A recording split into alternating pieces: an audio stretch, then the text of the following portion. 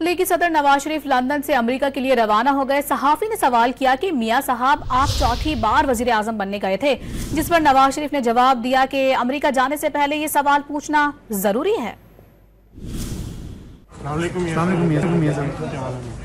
क्या हाल है जनाब?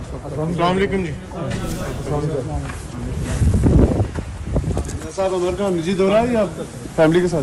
मियां साहब आप वज़ीर आज़म क्यों नहीं बने? 21 अक्टूबर को आप चौथी दफा वज़ीर आज़म बनने गए थे। अवाम देख रही थी कि आपको चौथी दफा वज़ीर आज़म बनेंगे, आप वज़ीर आज़म क्यों नहीं बने सर? ये यहाँ अमेरिका जाने से पहले पूछना जरूरी है। तर्जुमान दफ्तर खारजा मुमताज ज़हरा बलोच ने कहा है कि वज़ीर आज़म शहबाज शरीफ 29 से 30 अक्टूबर सऊदी अरब का सरकारी दौरा करेंगे। तर्जुमान दफ्तर खारजा मुमताज ज़हरा बलोच के मुताबिक वज़ीर आज़म फ्यूचर इन्वेस्टमेंट फोरम से शिरकत करेंगे। अहम वफाकी वज़रा वफ़द भी वज़ीर आज़म के हमरा होगा। वज़ीर आज़म की सऊदी वली अहद और दीगर आला सतही हुक्काम से मुलाकातें भी मुतवक्के हैं। वज़ीर आज़म कतरी क़यादत से दो तरफ़ा ताल्लुकात के फ़रोग़ पर गुफ्तगू करेंगे।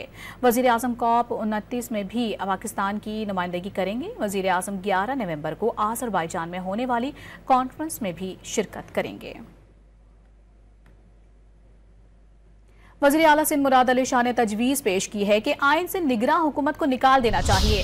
निगरां हुकूमत की वजह से कई मामलात में वक्फा आ जाता है।